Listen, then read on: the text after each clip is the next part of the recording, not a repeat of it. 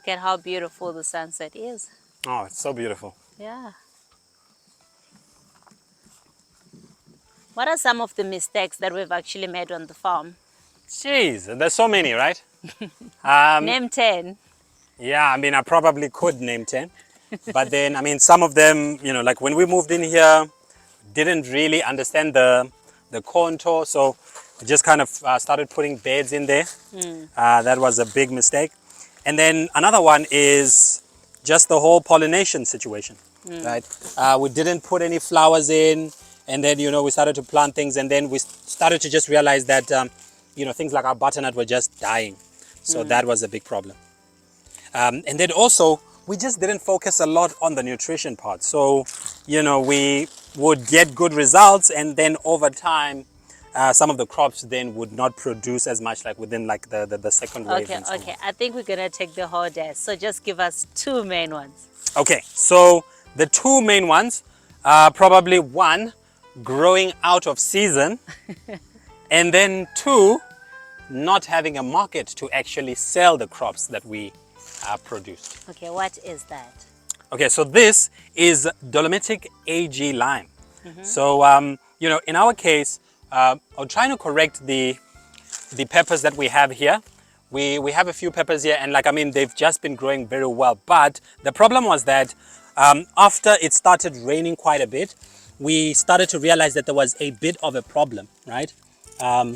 Like if you look here, this one just died completely. Oh. Ended up just dying. Yeah, but it was becoming red. red. Yeah, it was already red. Yeah. So what was happening was that they were starting to form, but then underneath of these was blossom and rot. So they would form fine, and then underneath you'd find that they are rotting, right? Yeah. And then there is actually one there. Let me come this side so you can see it. Yeah. yeah, exactly like that. Yeah. See, so let me just take that one off.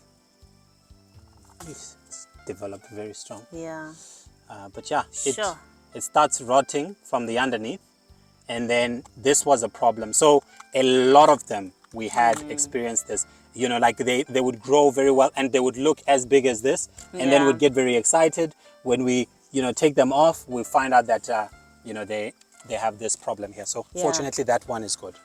Yeah, and our peppers have been developing so well. They we are have. getting at least 10 to 15. We were getting at least 10 to 15 Yeah. before the blossom and rot Yeah. started happening. But yeah. Yeah.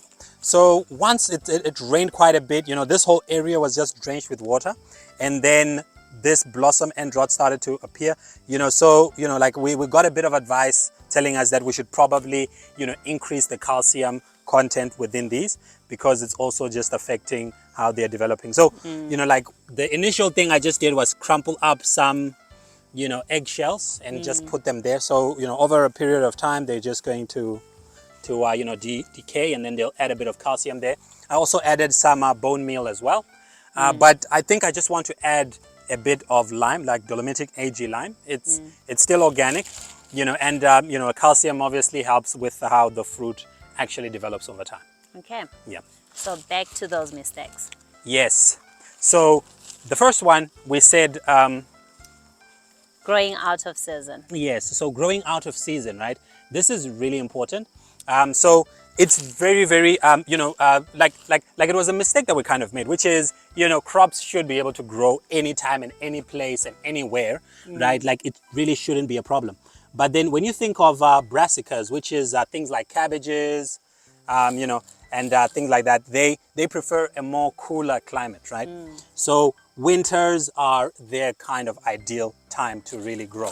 So if you end up growing them outside of that season, you may find that they don't develop very well. Like when we moved in, we had moved in just after winter. So like it was now going into spring, and it was getting a little bit warmer. And then what we started to realize was that we planted some cabbages up there, and they were getting completely destroyed. Like they were just being eaten. They were not developing very well at all. And that was a very, very, it was a very big, realization for us. And also it was quite amazing as well that we planted certain, things when we got here, and then they weren't developing and they weren't growing. But then once, spring or it got warmer, we realized that they started to grow very, very well. Especially the green peppers. So the peppers were the most amazing thing of them all. So we planted peppers, and then for months, nothing happened. They Yeah. didn't perform. Even the eggplants, Yes. right? Peppers and eggplants are from the same family, right? So they're the nightshades, right? Yeah, so both of those, we planted them, and then they didn't do anything for months. And then it got to like January, it got Yeah. a bit warmer, right? And then suddenly they just started to grow like uncontrollably. Yeah, So, even the cucumbers, because we had some cucumbers when we got here, which we thought were actually going to die. They were not doing well at all. And then all of a sudden, they just got so much better. And those are the cucumbers we started eating when we got here. Yeah. exactly. Yeah, so, and also we had a lot of pests, like with the We did. cabbage, it was so bad, the worms were so bad, everything was just horrible. So, yeah, growing out of season was one of the biggest mistakes for sure, because it really crushed our spirits. Yes, exactly. So with the cabbage, we remember that, we bought the seedlings. We went to a place, and then we bought the seedlings the first time, and then they didn't grow very well, right?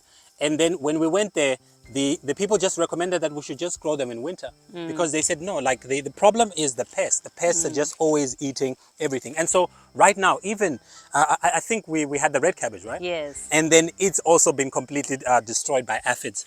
So we are not going to grow any cabbage right now.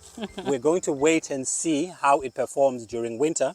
And then we're hoping that, it does a lot better. Yeah. Yeah. Okay. And then mistake number 2. Okay, so mistake number 2, as we said, was growing our Without a produce, market. but then without, establishing a market. And the thing is that, like this is obviously something that, like, we should have known about this, right? But then I think there's this idea that once you have the vegetables, they're going to sell, or someone will want to buy them. And we realized that it wasn't that simple. It wasn't really that easy. We had to go out and, start talking to people, looking for, restaurants, trying to see if we can get the produce into, a place and so on. So this one has really been very, very challenging.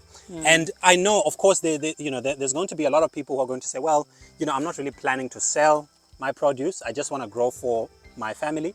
If that's the complete case, then you won't really have a problem here. But then the chances are, you might end up producing a lot more than you actually planned, right? And then you might not be able to completely store everything or preserve everything. It might just be a bit too much. And then you might want to get rid of it still. And, if you don't really have a market for that, it might be a bit of a challenge. And it just gets frustrating to end up having a couple of crops that you really don't, like you can't really get rid of very quickly or very easily. And then it can just get really bad. But if you just want to gift it away to people, that's perfectly fine. But for us, this was really important because we have mentioned that, for us, we want to grow so that we can sell off. We want this farm to cash flow and bring in some sort of revenue to cover some of the costs that we're actually putting in. So this was I think it was very frustrating for us when we realized that we couldn't really, sell off our products so easily. Exactly. Yeah. So, yeah, I think a lot of young farmers as well think that way. And we have seen it, I think, a lot of the times with people that are into poultry farming. They raise all these chickens, and then once the chickens are grown, then there's no market. But we are assuming, right, that everyone is eating a chicken out there. So you think people are just going to flock in and buy, but that's not the case. So definitely look out for a market out there. Yeah, no, absolutely. Because, there are definitely big producers out there.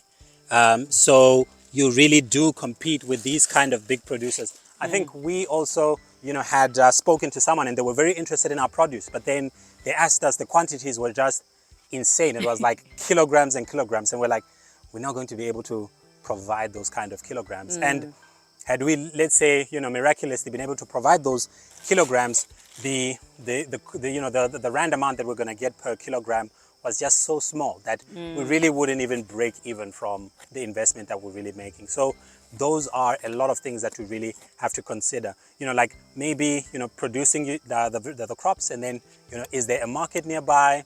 Can you get it into a store? If not, can you sell it yourself? So we've advertised on Facebook, on WhatsApp, certain groups, we've had people, express interest, and then we just delivered to those people. So, you actually have to put a lot of effort into creating your market. It doesn't just come to you just because, you have a few vegetables here and there. Yeah, absolutely. So yeah, that's it for me. I've now put in my Dolomitic AG lime, which is great because it's it's organic. But the other thing is that I put a very small amount because it does affect the pH of the soil, and I'm not trying to affect the pH of the soil. I'm just trying to put in a bit of calcium here. So I'll just monitor to see how the blossom and rot is, and then hopefully this is going to be in the past. It's a bit warmer now, so this should really just result in really good crops going out. But let us know, write down in the comments below, what are your two biggest, mistakes and regrets that you possibly have? If you're a small farmer, if you're in a homestead, tell us what it is that you kind of experience. Like, share, subscribe. Thank you so much for watching. We'll see you again next time.